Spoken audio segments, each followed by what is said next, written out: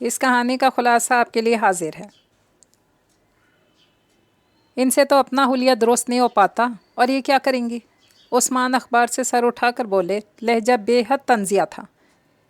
یعنی حد ہی ہو گئی، کیا ہو گیا میرے حلیے کو؟ پھر اپنا گھر کا کام کرنے کے بعد بھی ان کو میں کچھ کرتی دکھائی نہیں دیتی؟ میرا دماغ پھر سے خراب ہونا شروع ہو گیا۔ اس دوران ہنی کچن میں آئی، فریج کھول کر پانی پیا اور واپس موڑ گئی۔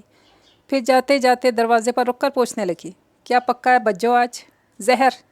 دل تو چاہا یہی کرارا سا جواب دوں، کیونکہ روزانہ وہ ایسے ہی دروازے پر رک کر پوچھتی تھی، لیکن کیا کرتی اس مروت کا؟ بس ایسا زبان کو تالا لگ جاتا کہ کبھی بھی مرضی کا جواب کسی کو نہ دے پاتی۔ پالک گوشت بنایا ہے، ساتھ میں مونگ کی دال۔ جی کڑا کر کے مسکرانا بھی پڑا ساتھ۔ او ونڈرفل، پالک گوشت میرا فیورٹ ہے۔ وہ جھومتی ہوئی کچن سے باہر نکل گئی۔ تمہارا کیا فیورٹ نہیں ہے؟ میں اس کے اس انداز پر اور بھی بھننا گئی۔ بہرحال اب یہ بات طے سمجھو، بھابھی کوئی نوکرانی نہیں ہے۔ 5 مہینے بہت ہوتے ہیں دلہن کے چاؤ اٹھانے کے لیے، اب گھرداری بھی ضروری ہے۔ امی اور بابا جان کا بھی یہی فیصلہ ہے کہ 1 ہفتہ لگاتار بھابھی کچن سنبھالا کریں گی اور تم باقی کام، اور اگلے ہفتے ڈیوٹی بدل کر کچن تمہارے ذمے اور باقی اوپر کے کام بھابھی کیا کریں گی۔ آخر دونوں بہویں ہوں اس گھر کی۔ آج اس تمام عرصے میں پہلی بار میں رضوان کو اتنا سنجیدہ دیکھ رہی تھی۔ ہنی کی ساری بشاشت ان چند جملوں میں ہی رفو چکر ہو چکی تھی۔ اس وقت نہ کوئی ادا کام کر رہی تھی، نہ کوئی خوبصورتی۔ رضوان نے جو کہنا تھا وہ تو کہہ کر چلا گیا۔ السلام علیکم۔ آپ سب کی آمد کا بے حد شکریہ۔ اگر آپ نے ابھی تک میرے چینل کو سبسکرائب نہیں کیا تو کر لیجئے، کمنٹ اور لائک بھی ضرور کیجئے گا۔ تو چلیے پھر چلتے ہیں اس خوبصورت سی کہانی کی طرف۔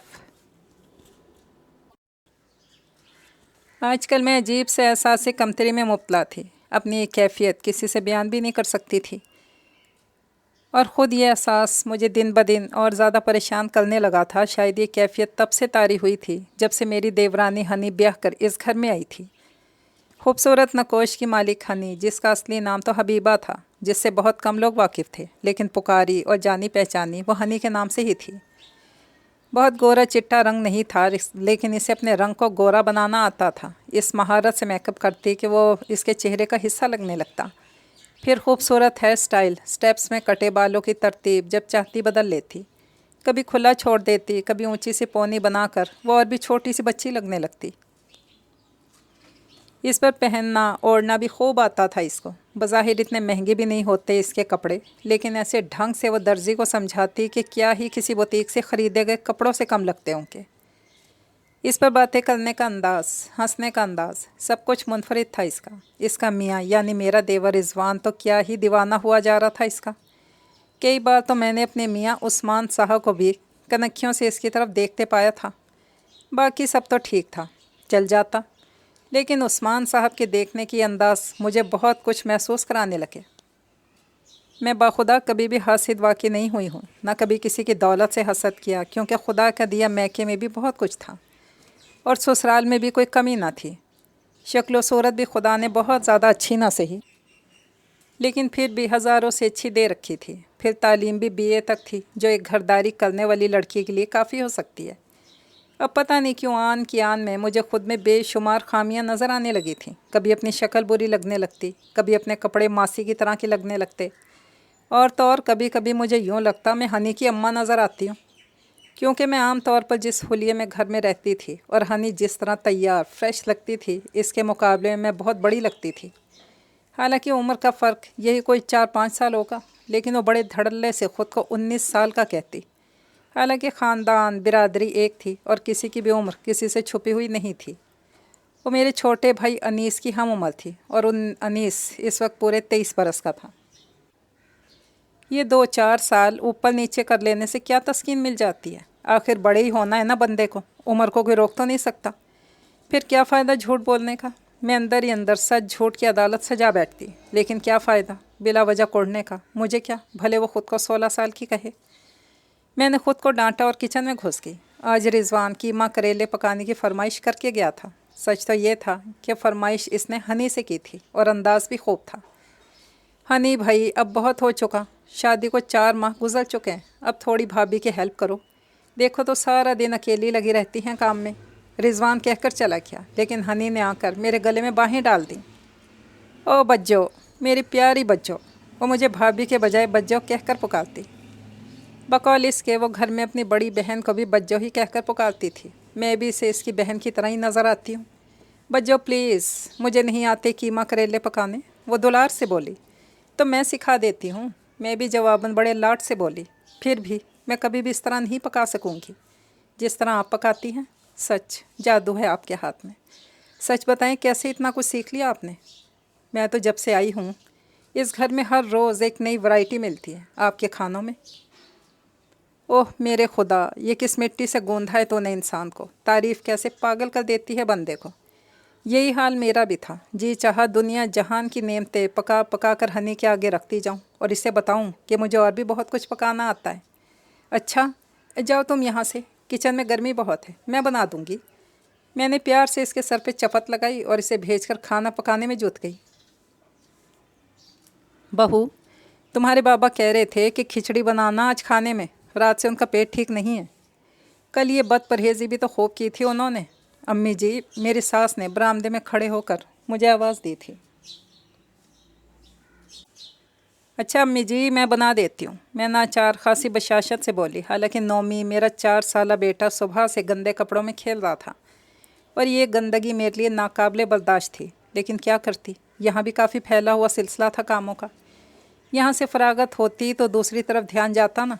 लेकिन भला हो मोमना मेरी नंद का, जब तक मैं किचन से फारिग हुई वो नौमी को नहला कर कपड़े तब्दील करवा चुकी थी। Thank you मोमना। शुक्रगुजारी ज़रूरत से ज़्यादा थी मुझ में और बाज़ औक़ात ये खुशामद तक की सूरत अख्तियार कर जाती। अब भला मैंने इन सब के लिए खाना बनाया है तो जवाबन वो अगर मेरे बच्चे की देखभाल कर लें या फिर नहला दें, कौन सी क़यामत आ गई। मैं शुक्रिया अदा करने के बाद ख़ुद को डांटने लगी। खाने की मेज़ पर हस्बे मामूल सभी मौजूद थे, बल्कि इस घर का असूल था खाना सारे घर वाले इकट्ठे और एक ही वक्त पर खाया करते थे। हनी, शाम को तैयार रहना, आसिफ खान मेरे ऑफिस को ले गए, उनके यहाँ चलना है। खाने के दौरान रिजवान हनी से कह रहा था। वो किस सिलसिले में? तराशीदा बालों को एक झटके से पीछे करती हनी बोली। उनके बेटे की सालगिरह है, बतौर ख़ास तुम्हें और मुझे बुलवाया है, चलें देखेंगे। बज़ाहिर शरारत से मुस्कुराते रिजवान को देखने लगी। वाह मेरे मौला तेरी शान, एक हम थे शादी के 2 साल बाद तक मियाँ से हूँ और जी के अलावा सबकी मौजूदगी में कुछ बोला ही नहीं करते, और एक ये जोड़ी है इशारों कनाइयों से लेकर हल्के फुल्के मायने ख़ेज़ जुमलों तक का तबादला सबकी मौजूदगी में कर लेती है। मुझे अच्छी तरह याद था 6 साल पहले जब मैं ब्याह कराई थी तो अम्मी जी ने मुझे समझाया था कि देखो एहतियात करना, घर में 2 कंवारी नंदे और 2 देवर हैं। और मैं पागल जिसने गिरह से इस बात को यूँ बांधा गोया गिरह खोल दी तो सारा निज़ाम ज़िंदगी दरहम बरहम हो जाएगा। क्या अब नज़र नहीं आता अम्मी जी को? एक आमना ब्याही जा चुकी है, मोमना तो है ना, फिर जीशान भी अभी कंवारा है। और हकीकत भी यही थी, वो दोनों बड़ी दिलचस्पी से इन दोनों की अदाओं को देखा करते थे। भाभी आपके आने से रौनक आ गई है घर में। जीशान इस रोज़ बड़े मूड में था। हनी के करीब सोफ़े पर बैठते बोला। और क्या, मेरी सारी फ्रेंड्स भी तारीफ़ कर रही थी, बहुत खूबसूरत है तुम्हारी भाभी। मोमना भी शरीक गुफ्तगू हुई। भाई शुक्रिया तुम दोनों का, बस ये मोहब्बत होती है जो बंदे को खूबसूरत और बदसूरत बनाती है, और ये तुम दोनों की मोहब्बत है जो तुम ऐसा कह रहे हो। एहसास से हुस्न से चूर हनी एक अदा से मुस्कुरा कर बोली। वाह जी वाह, यानी ये मोहब्बत है जो हनी इनको खूबसूरत नज़र आ रही है। अगर बात सिर्फ मोहब्बत की होती तो सबसे खूबसूरत हस्ती तो अम्मी जी की थी घर में, या फिर बाबा जान की जो मोहब्बतों के ख़जाने थे। अम्मी जी तो फिर भी कभी कभार डांट डपट कर लिया करती थी, अब बाबा जान तो सरापा शफ़क़त थे। और ये हनी, इस मोहब्बतों की बाँट में कब से इतनी सखी हुई थी, मेरा दिल जल गया। ये सब हसद की एक शक्ल है। बाज आओ, मैं जल्दी ख़ुद को सरजनिश कर रही थी, लेकिन मैं हसद कहाँ कर रही हूँ। ये सब तो मुझे खुद महसूस होता है। सुबह से शाम तक इन सब की खिदमत करती हूँ, फिर भी कभी इतनी तारीफ़ मेरी तो नहीं हुई इस घर में जितनी हनी की चंद माह में होने लगी है। कोई बात नहीं, ऐसा देवरानी जिठानी के रिश्ते में चलता है। मुकाबले की फ़ज़ा आप ही आप बनने लगती है। ख़ुद को इस मुकाबले से आज़ाद कर लो, बहुत लंबा सफ़र है। अभी से ऐसे जंजालों में पड़ जाओगी तो बहुत मुश्किल पड़ेगी, क्योंकि रहना भी तो साथ है। क्यों ना दिल बड़ा करके रहा जाए, इन छोटी छोटी बातों को दरगुजर किया जाए। क्या हुआ जो हनी की तारीफ़ होती है, बुराई तो वो तुम्हारी भी नहीं कर रहे नुदरत बीबी। मैंने ख़ुद को दलीलों से कायल करने की कोशिश की और मेरा दिल कोई ऐसा सरकश भी नहीं था कि कहीं में ना आता, इसलिए तो मैं इसको अजीज़ रखती थी कि ये मेरे कहीं में रहता था। अब भी किसी बेहद शरीफ बच्चे की तरह मेरे समझाने पर इसने सर झुका दिया था और मैं सब कुछ भूल भाल कर इन छोटी मोटी बातों को नज़रअंदाज करने लगी। मैंने गौर किया कि अब मैं इतनी परेशान नहीं थी जितनी चंद रोज़ पहले तक रहने लगी थी। नुदरत बेटे, थोड़ा टाइम नोमी को भी दिया करो, देखो तो कुछ कमज़ोर नहीं होता जा रहा। बाबा जान इस रोज़ नोमी को बाहर से घुमाकर घर वापसी पर मुझसे बोले। खाता पीता भी तो कुछ नहीं है, ना ही इस निकम्मी नुदरत को तौफीक होती है कुछ अलग से बनाकर खिला दिया करे इसको। बरामदे में बैठी अम्मी जी मुझसे पहले ही बोल पड़ी। अब ऐसे भी ना कहो, बहुत अच्छी बहू है मेरी। बाबा जान मुस्कुरा कर पास पड़ी कुर्सी पर बैठ गए। कभी चिप्स बना दिया करो या फिर कस्टर्ड वगैरह बनाकर दे दिया करो, फिर जो वो शौक़ से खाता है। अम्मी जी नोमी को गोद में लेकर बालों में उंगलियां फेरने लगी। इनसे तो अपना हुलिया दुरुस्त नहीं हो पाता, ये क्या करेंगी नोमी के लिए। उस्मान अखबार से सर उठाकर बोले, लहजा बेहद तंजिया था। लेकिन मुझे उनका ये बोलना बहुत अजीब और बुरा सा लगा। उन्होंने तो ये जुमला अदा करके अखबार में दोबारा सर दे लिया था। मेरा दिमाग पूरा दिन ख़राब रहा, यानी हद ही हो गई। क्या हो गया मेरे हुलिया को, अपना घर का काम करने के बाद भी इनको मैं कुछ करती दिखाई नहीं देती। मेरा दिमाग फिर से ख़राब होना शुरू हो गया। इस दौरान हनी किचन में आई, फ्रिज खोलकर पानी पिया और वापस मुड़ गई। फिर जाते जाते दरवाजे पर रुककर पूछने लगी, क्या पक्का है बज्जो आज? जहर। दिल तो चाहा यही करारा से जवाब दूं, क्योंकि रोज़ाना वो ऐसी दरवाजे पर रुक कर पूछती थी, लेकिन क्या करती इस मुरव्वत का। बस ऐसा ज़ुबान को ताला लग जाता कि कभी भी मर्ज़ी का जवाब किसी को ना दे पाती। पालक गोश्त बनाया है, साथ में मूंग की दाल। जी कड़ा करके मुस्कुराना भी पड़ा साथ। ओह वंडरफुल, पालक गोश्त मेरा फेवरेट है। झूमती हुई किचन से बाहर निकल गई। तुम्हारा क्या फेवरेट नहीं है? मैं इसके इस अंदाज पर और भी भन्ना गई। लाइट और डार्क ब्राउन शेड के रेडीमेड सूट और हम रंग ज्वेलरी, नफासत से किए गए मेकअप के साथ वो घर में थी। बल्कि वो रोज़ाना इसी तरह बनी संवरी रहती, चाहे घर में रहे या कहीं बाहर जाने का प्रोग्राम हो इसको।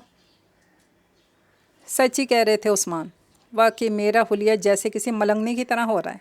कल फर्श धोते हुए शलवार पांचों तक से गीली हो गई थी। गीले कपड़ों से मुझे वहशत होती थी, ऊपर से खाना बनाने की भी जल्दी थी। इसीलिए कमीज़ वही रहने दी और शलवार तब्दील करके मैं किचन में भागी चली आई थी। फिर कल से इसी हुलिये में फिर रही थी। रेड और वाइट प्रिंट कमीज़ और साथ में पर्पल प्लेन शलवार में इस वक्त मैं किसी फ़कीरनी से कम तो नहीं लग रही थी। फिर ऐसा दिमाग घूमा कि दोनों चूल्हे बंद करके सीधी वॉशरूम में घुस गई। नहा कर अपना अच्छा सा सूट निकाला, फिर पहन भी लिया। हालांकि वो नया सूट था और अभी एक दो बार ही बाहर पहन कर गई थी। आम हालात में कम से कम साल 6 माह नए कपड़े में सिर्फ बाहर जाने के लिए ही इस्तेमाल किया करती, बाद में घर में आम पहनना शुरू करती। कपड़े क्या नए पहने, मेकअप करने को भी दिल चाह गया, लेकिन क्या करूं, आँखों का मेकअप घर में करना बिल्कुल फजूल है, बल्कि अजीब। हाँ, ये लिपस्टिक लगा लेती हूँ, क्या कहेंगे सब, अजीब सा लगेगा ना, है ना? मैंने ख़ुद से बार बार पूछा। अरे बाबा, दिल चाह रहा है तो लगा लो। अंदर की नुदरत मेरे फ़ैसला न करने से सख्त बेजार लग रही थी। इतनी सी बात को मसला मत बना लिया करो।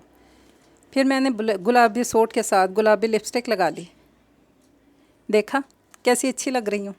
खामखा अपना हुलिया ख़राब करके रख दिया। इसलिए तो उस्मान भी उखड़े उखड़े रहते हैं मुझसे। असल में इनको बनी संवरी हनी जो नज़र आती है। मैंने ख़ुद को शाबाश दी इतने बड़े कारनामे पर, लेकिन ये क्या, फिर से दिमाग ने गड़बड़ करनी शुरू कर दी। खाने की मेज़ पर बाबा जान, अम्मी जी, बाकी सब भी होंगे। क्या सोचेंगे, इसका दिमाग ख़राब हो गया, यूँ बेला वजह बंद संवर के बैठ गई है घर में। फिर मैंने टिश्यू पेपर लेकर वो लिपस्टिक साफ़ कर डाली। लानत है तुम पर नुदरत, जलती रहती हो इस हनी को देख देख कर। मैं जलती नहीं हूँ, मैंने ख़ुद को हमेशा की तरह डांटा। अच्छा चलो, जलती नहीं हो, तुम्हारा अपना मामला है, इस एहसास को जो भी नाम दो। लेकिन देखो बीबी, आखिर वो भी तो बनती संवरती है, इसको तो घर में कोई रोकता टोकता नहीं। तुम्हें क्यों टोकेंगे?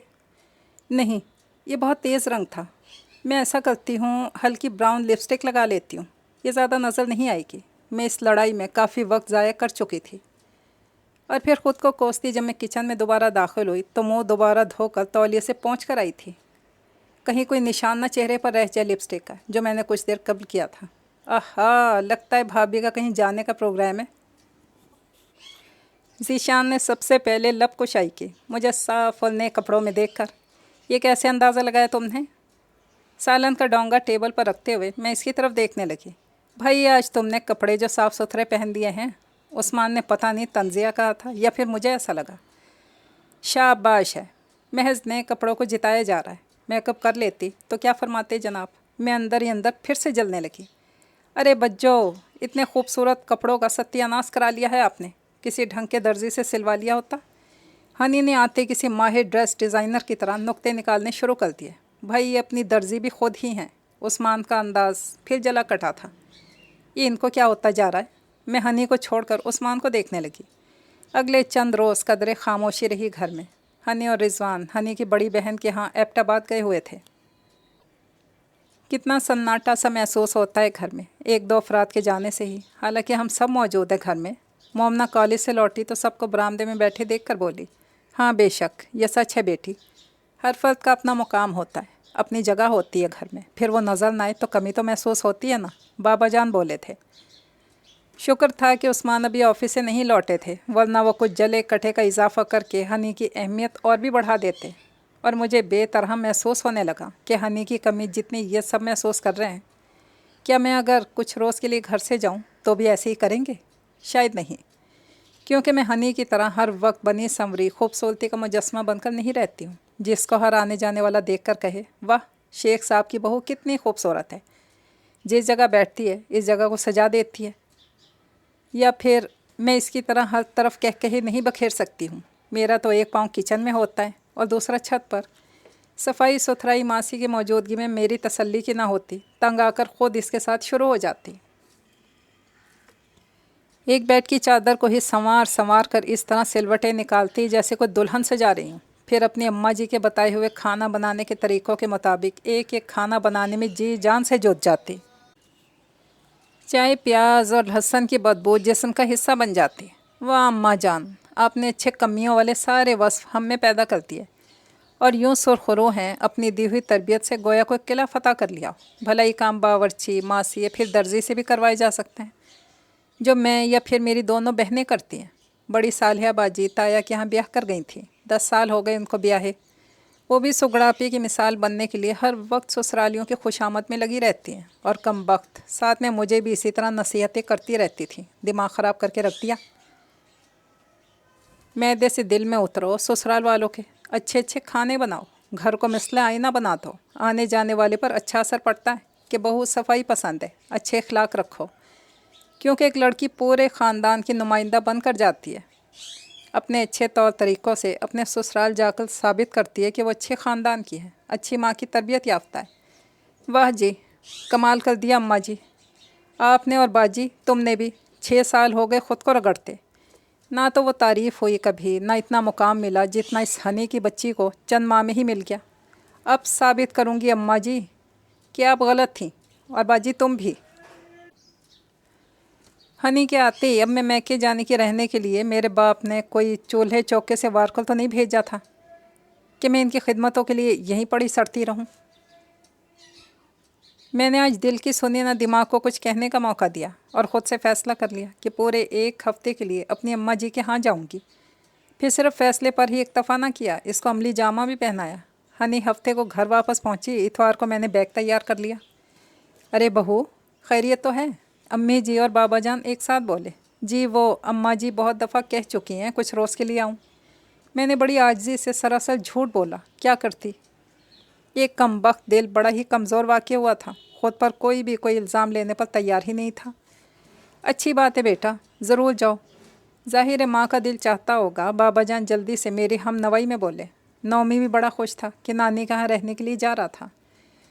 عثمان نے نہ تو اپنی خوشی کا اظہار کیا تھا اور نہ اداسی کا۔ جب میں نے رات انہیں اپنا پروگرام بتایا، یعنی ان کے نزدیک میری موجودگی یا غیر موجودگی یکساں تھی۔ اماں جی بے حد خوش تھیں ہمارے آنے سے، لیکن ساتھ ہی الجھ سے گئی تھی جب ہمارا لمبا پروگرام دیکھا۔ ارے اماں جی بالکل خیریت سے آئی ہوں، دل چاہا کچھ روز آپ کے پاس رہوں، کل کو نومی کو اسکول جانا شروع کر دے گا تو اس طرح کا رہنا تو مشکل ہوگا نا، اسی لیے سوچا کچھ دن رہ کر آؤں۔ اماں جی کی تسلی ہو گئی۔ اور اب حج بھی نہیں، دوسری بہو آ چکی ہے گھر میں تو تمہاری ساس پر بوجھ بھی نہیں پڑے گا کام کا، ابا جی بھی بولے۔ صوفیہ میری چھوٹی بہن میرے اور نومی کے آگے بچھی جا رہی تھی، کسی کام کو ہاتھ نہ لگانے دیتی، اور انیس کا بھی خوشی سے عجیب ہی حال تھا۔ ہم لوگ رہنے کے لیے آئے ہیں، مجھے اپنا آپ اتنا اہم اور معتبر سا لگنے لگتا کہ کوئی تو ہے جسے میری پرواہ ہے، خواہ میری بہن ہو، میری امی یا میرے ابا جی یا میرا بھائی۔ انسان میں قناعت کیوں نہیں ہے؟ اتنے سارے چاہنے والوں کی موجودگی میں بھی ہر وقت گلہ ہی کیے جاتا ہے۔ فلاں اس سے محبت نہیں کرتا، اتنی اہمیت کیوں نہیں دیتا؟ ایک ذرا سی کمی سے ہم کتنا واویلا کرتے ہیں۔ جو کچھ میسر ہے اس پہ شکر کیوں نہیں کرتے؟ قناعت کیوں نہیں کرتے؟ میں عجیب سی سوچوں میں گھر گئی، یہاں آ کر بھی۔ خیریت تو ہے؟ چپ چپ سے کیوں ہو؟ باجی جو میرے آنے کا سن کر چلی آئی تھی بولی، جی بالکل خیریت ہے۔ میں بظاہر مسکرائی، انداز جلا کٹا انداز بہت سا تھا۔ اچھا، لیکن لگ نہیں رہا۔ میرے قریب بیٹھ گئی۔ چند ایک ادھر ادھر کی باتوں کے بعد میں اصل مقصد کی طرف آ ہی گئی۔ باجی کافی دیر تک بڑی خاموشی سے میری ساری باتیں سنتے رہی، ایک دم سے ہی شروع ہو گئی۔ دیکھو ندرت، یہ باتیں امی جی کے سامنے مت کرنا۔ میں اس لیے نہیں کہہ رہی کہ ان کا دل دکھے گا، بلکہ اس لیے کہ انہیں افسوس ہوگا۔ ان کی وہ ساری محنت اکارت گئی جو انہوں نے تمہاری تربیت پر کی تھی۔ میں جو کسی اور ہی قسم کی ہمدردی کی توقع کر رہی تھی، باجی کے منہ سے اس قسم کا جملہ سن کر ہونکوں کی طرح ان کی طرف دیکھنے لگی۔ جب ہمارے گھر میں کوئی نیا بندہ آئے گا تو کیا ہم اسے اہمیت نہیں دیں گے؟ پھر ہنی دلہن بن کر اس گھر میں آئی ہے تو کیا اس کے چاؤں چوچلے نہ ہوں گے؟ اب کل کو ذیشان کی بیوی آئے گی، تم وہ بھی محسوس کرو گی کہ گھر والے سے کیوں پوچھتے بلاتے ہیں۔ لیکن باجی، میں محض پوچھنے بلانے کی بات نہیں کر رہی ہوں، اس اہمیت کی کر رہی ہوں جو گھر میں اسے دی جا رہی ہے۔ میں نے درمیان سے باجی کو ٹوکا۔ دیکھو، اہمیت اور مقام کا اندازہ دنوں میں نہیں لگایا جا سکتا۔ مقام بنانے کے لیے بہت محنت درکار ہوتی ہے، اور بغیر کوشش، قربانی یا محنت کے جو مقام ملتا ہے وہ دیر پا نہیں ہوتا۔ اور دیکھو، یہ مقابلہ کرنا سخت بری عادت ہے۔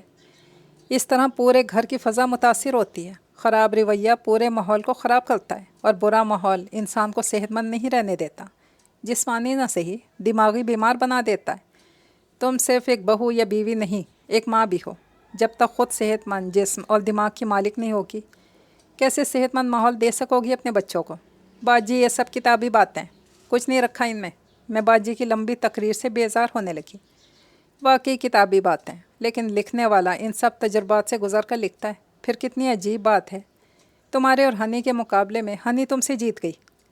باجی نے اب کے طنزیہ انداز اختیار کیا۔ وہ کیسے؟ میں قدرے غصے سے بولی۔ دیکھو نا، وہ تم سے اچھی ہے، اعلیٰ شخصیت کی مالک ہے، تبھی تو تم اس کو کامیاب اور خود کو ناکام سمجھ رہی ہو۔ جی نہیں، اب ایسی بھی کوئی بات نہیں ہے۔ وہ تمہیں ویسی بات کر رہی ہوں کہ بغیر جان مارے بھی بندہ مقام بنا سکتا ہے۔ میں بغیر شرمندہ ہوئے بولی، نہیں جان، تمہارا یہ رویہ یا سوچ اچھی نہیں۔ بہرحال وقت خود تمہیں بہت کچھ بتا اور سمجھا دے گا۔ وقت نے یہ سب کچھ سکھایا ہے باجی، جواباً میں سر ہلا کر بولی۔ خوبصورت چیز یا خوبصورت نظارہ کچھ دیر کے لیے مبہوت تو کر دیتا ہے، لیکن یہ خوبصورتی کچھ دیر کو بھلی لگتی ہے، جلد ہی جی اچاٹ ہو جاتا ہے۔ اور ہاں، تمہیں کون کہتا ہے تو بنو یا سنورو نہیں؟ پھر یہ کہاں لکھا ہے فرائض پورے کرتے وقت اپنا آپ بھول جاؤ؟ سمجھداری تو یہ ہے کہ خوش دلی سے فرائض نبھاؤ۔ کام کاج خوشی سے کیے جائیں تو مزاج خود ہی اچھا رہنے لگتا ہے، اور ایسے میں بندے کا خود ہی دل چاہتا ہے کہ اپنا بھی خیال رکھا جائے۔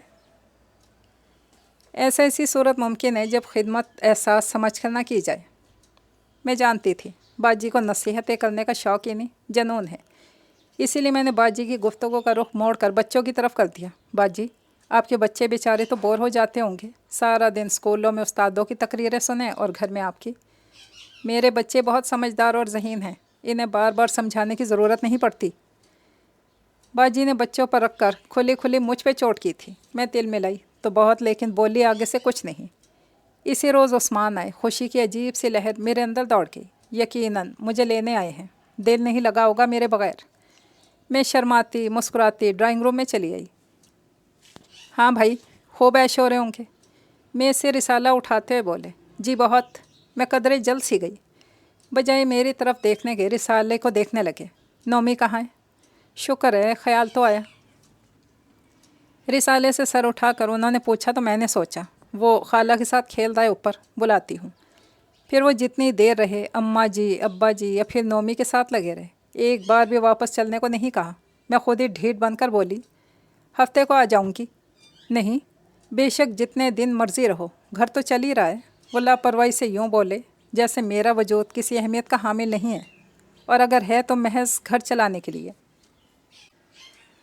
और फिर मैंने बाजी से जी भर कर बहस की। 2-4 रोज़ के लिए हनी क्या गई, सब घर वाले कैसे बोले, कितनी कमी महसूस हो रही थी, और मुझे कहते हैं जितने दिन मर्जी रहो। तुम्हारा रवैया किसी 16-17 साल लड़की का है, अब तो मैच्योर बनो, हर वक्त छोटी छोटी बातों को नोट मत किया करो। उस्मान ने मेरी तरफ देखा क्यों, ये क्यों नहीं कहा, वो क्यों नहीं बोला। बाजी ने बुरी तरह मुझे झाड़ पिलाई थी। अगले रोज़ बाबा जान मेरे ससुर की आमद हुई तो मुझे कुछ तसल्ली हुई। वो नौमी के लिए ढेर सारा फ्रूट, बिस्किट और दूसरी चीज़ें लाए थे। बेटा आप घर आ जाओ, घर में रौनक नहीं लग रही तुम दोनों के बगैर। बाबा जान ने जुमला कहकर मेरा दिल खुश कर दिया और मैं बगैर अगले किसी जुमले का इंतज़ार किए अंदर चल दी सामान बांधने। फिर वाकई दोपहर की चाय पीकर अम्मा और अब्बा जी की दुआओं के साथ मैं घर चली आई। घर पहुंचने पर सभी खुश दिली से मिले। मैंने भी सारा गुबार साफ़ कर लिया था। पहले ही रही सही कसर बाजी की तकरीरों ने पूरी कर दी थी। और मैं अम्मी जी, मोमना, फिर हनी के यूं गले लग लग कर मिली कि बरसों बाद कोई वतन वापसी पर भी ना मिलता होगा। बड़े दिन लगा दिए भाभी। ज़ीशान मुस्कुराते हुए सर आगे करके बोला। मैंने प्यार से इसके सर पे हाथ रख दिया।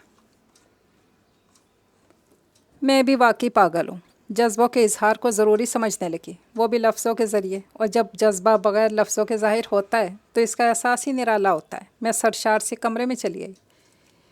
लगता है यहाँ सफाई नहीं करवाई अम्मी जी और हनी ने सोचा होगा मैं घर में नहीं हूँ तो माँ से खामखा इधर उधर हाथ ना मार जाए। मैं बैग रख कर सोचने लगी। नौमी बाहर चाचू और फुप्पो के साथ खेलने लगा था। शुक्र है बज्जो अब वापस आ गई। मैं तो इस एक हफ्ते में ही पागल हो गई हूँ। हनी मेरे पीछे कमरे में चली आई। वो क्यों भाई? मैं मुस्कुराती। ये किचन नहीं संभाला जाता मुझसे। दोनों पाँव बेड पर रख कर बैठ गई। और घर भी अब तो संभालना पड़ेगा, रिजवान ने कहा। लेकिन अब तो बज्जो आ चुकी हैं, रोनी सी शक्ल बनाकर बोली। लेकिन हमने सारी ज़िंदगी बज्जों के साथ ही तो नहीं रहना। हो सकता है चंद माह में कंपनी की तरफ से मुझे किसी दूसरे शहर भेज दिया जाए, वहाँ तो बज्जो नहीं होंगी। वो बोला। जब तक इकट्ठे हैं खामखा इसको मसला ना बनाए। वो इतरा कर बोली। कोई मसला नहीं बनाया। बहरहाल अब ये बात तय समझो, भाभी कोई नौकरानी नहीं है। 5 माह बहुत होते हैं दुल्हन के चाव चोचले के लिए। अब घरदारी भी ज़रूरी है। अम्मी और पापा जान का भी यही फ़ैसला है। 1 हफ़्ता लगातार भाभी किचन संभाला करेंगी और तुम बाकी काम, और अगले हफ्ते ही ड्यूटी बदल कर किचन तुम्हारे ज़िम्मे और बाकी ऊपर के काम भाभी किया करेंगी। आखिर दोनों बहुएं हो इस घर की। आज इस तमाम अरसे में पहली बार मैं रिजवान को इतना संजीदा देख रही थी। हनी की सारी बशाशत इन चंद जुमलों में ही रफू चक्कर हो गई। इस वक्त ना कोई अदा काम कर रही थी, ना कोई खूबसूरती। रिजवान ने जो कहना था वो कहकर चला गया।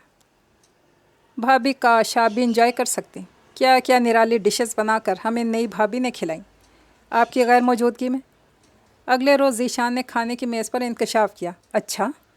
मैं बेयकीनी किसी कैफियत में हनी को देखने लगी। मैं भी कितनी पागल हूँ, अपने आप से अंदाज़े ही लगा बैठी। हनी को खाना पकाना नहीं आता। मलीदा कीमे का हलवा, कद्दू की खीर, सूजी बिरयानी, चिकन का मलीदा, पता नहीं किस किस नई सब्ज़ी और डिश का इजाफा हुआ हमारे दस्तरखान पर इस 1 हफ़्ते में। हम सब घर वाले तो रोज़ाना शर्त लगाकर पता लगाते रहे कि ये हमारे सामने पड़ी हुई सब्ज़ी करेले गोश्त है या काली तोरी। ज़ीशान का हंसी के मारे बुरा हाल था। बको नहीं, सीख लेगी। अम्मी जी ने ज़ीशान को घोरा। सच्ची बात है, हमारी मम्मी ने हमें कभी ये काम करने ही नहीं दिए थे। हनी बग़ैर शर्मिंदा हुए इतरा कर बोली। यहाँ तो करने पड़ेंगे क्योंकि घर और होटल में फ़र्क होता है। रिजवान कदरे उखड़े हुए लहजे में बोला। हनी के खूबसूरत चेहरे पर नागवारी का तासुर उभरा। फिर वाकई रिजवान ने सख्ती से नोटिस लिया कि हनी घरदारी सीखे, और इस घरदारी के चक्कर ने हनी को बौखला के रख दिया। अब भला खूबसूरत लिबास और ज्वेलरी पहनकर फुल मेकअप में वो सफाई कराती क्या अच्छी लगती, या फिर ऊंची हिल पहनकर मासी के साथ फर्श धुलवाती तो बिल्कुल ही अच्छी ना लगती। ये हफ़्ता तो इसने बेजारी से ही सही जैसे तैसे गुजार लिया। जैसे ही अगला हफ़्ता शुरू हुआ और प्रोग्राम के मुताबिक किचन इसके ज़िम्मे आया तो पहले रोज़ ही हनी के सर में दर्द शुरू हो गया। हनी सारा दिन इसने कमरे में गुजार दिया। आज तो मेकअप का भी होश नहीं था इसको। तुम लेटी रहो, मैं ख़ुद खाना बना लूँगी। मैं इसे तसल्ली देकर किचन में चली आई। लेकिन ये क्या, अगले रोज़ सुबह ही तैयार होकर बैठ गई। रिजवान के ऑफिस जाती। कहीं जा रही हो? मैं इसे तैयार बरामदे में चक्कर लगाते देखकर बोली। हाँ बज्जो, वो मम्मी का फ़ोन आया था, उन्होंने बुलवाया है और गाड़ी भी भेज दी, आने वाली है। الفاظ اس کے لہجے کا ساتھ ہی نہیں دے رہے تھے، اور اگلا پورا ہفتہ اس نے اپنی ممی کی بات سننے میں ہی لگا دیا۔ اشاروں کنایوں سے ذیشان، مومنہ، بابا جان اور امی جی کچھ باتیں کرتے رہے۔ ان دنوں رضوان بھی محسوس کر رہا تھا۔ اور جو ہی ہفتے بعد ہنی گھر واپس آئی تو لمبی تفصیل سنانی شروع کر دی۔ ممی کے کچھ رشتہ دار آنے والے تھے، اس لیے میں رک گئی وہاں۔ اچھا لگتا ہے، وہ کسی دوسرے ملک سے پیدل آنے والے تھے۔ رضوان قدرے طنزیہ بولا۔ کیا مطلب ہے آپ کا؟ اس کی تیوری پر بل پڑ کے۔ ویسے بھی وہ ان رویوں کی عادی نہیں تھی۔ بھائی 1 ہفتہ لگا انہیں آنے میں، اس لیے تو میں کہہ رہا ہوں۔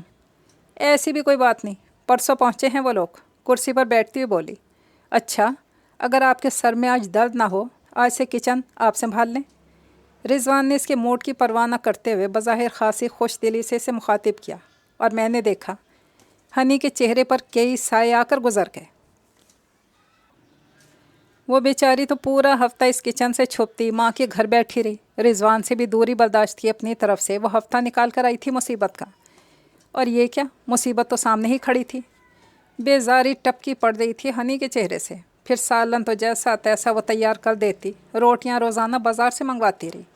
1-2 بار تو سالن بھی بازار سے منگوا لیا، بنانے کو ساتھ میں بنا دیتی، لیکن رضوان کا خیال تھا اس طرح وہ کام کی عادی نہیں ہو سکے گی جب تک پوری ذمہ داری اس پر نہ ڈال دی جائے، اس وقت تک۔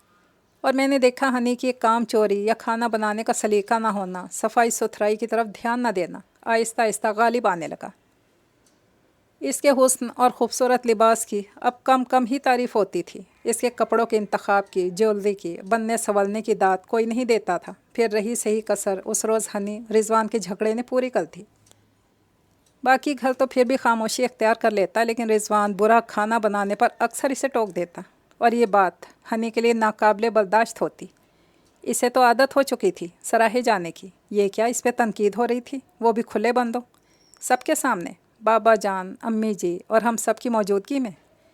اسی بات پر رضوان سے الجھ پڑی اور خاصی بحث ہوئی دونوں کے درمیان۔ نتیجتاً اگلے روز بیگ اٹھا کر وہ میکے چل دی۔ امی جی، بابا جان، ہم سب کے منع کرنے کے باوجود۔ جانے دیں اسے، شوق پورا کرنے دیں اس کو۔ رضوان دروازے میں ہی کھڑا بولا۔ ہاں ہاں جا رہی ہوں، ویسے ہی مجھے اس ڈربے میں رہنے کا کوئی شوق نہیں۔ لمبی ہیل سے ٹک ٹک کرتی ہمارے سامنے گھر سے نکل گئی۔ یہ خوبصورتی شکل و صورت کی ہو یا لباس کی، اصل خوبصورتی نہیں ہوتی۔ عورت کی شرم و حیا، سلیقہ، تہذیب، ادب، لحاظ اصل خوبصورتی ہے، جو اس عورت میں ناپید ہے، اور اس کو اس دنیاوی خوبصورتی سے اصل خوبصورتی کی طرف آنے میں بہت وقت لگے گا، یہ میں نے جان لیا ہے۔ رضوان بہت رنجیدگی سے کہہ رہا تھا۔ آپ بہت خوش قسمت ہیں عثمان بھائی، آپ کو ندرت بھابھی جیسی بیوی ملی جس میں وہ تمام وصف موجود ہیں جو زندگی کو قائم، دائم اور پرسکون رکھنے کے لیے ضروری ہیں۔ 6 سال ہو گئے انہیں ہمارے گھر میں آئے، آج تک بابا جان، امی جی کے سامنے اونچی آواز میں نہیں بولی ہیں۔ گھر کو انہوں نے مسئلہ آئینہ بنا کر رکھا ہوا تھا۔ ہم سب کو بھی انہوں نے ایک بہن کی سی محبت دی، کبھی گھر میں غیریت کا احساس پیدا نہیں ہونے دیا۔ اور نومی بہت خوش قسمت بچہ ہے جو ایسی ماں کی گود میں پرورش پائے گا۔ جہاں ہنی کے گھر سے جانے سے بدمزگی کا احساس ہوا تھا، وہیں رضوان کی الفاظ مجھے اڑا کر بہت اونچا لے جا رہے تھے۔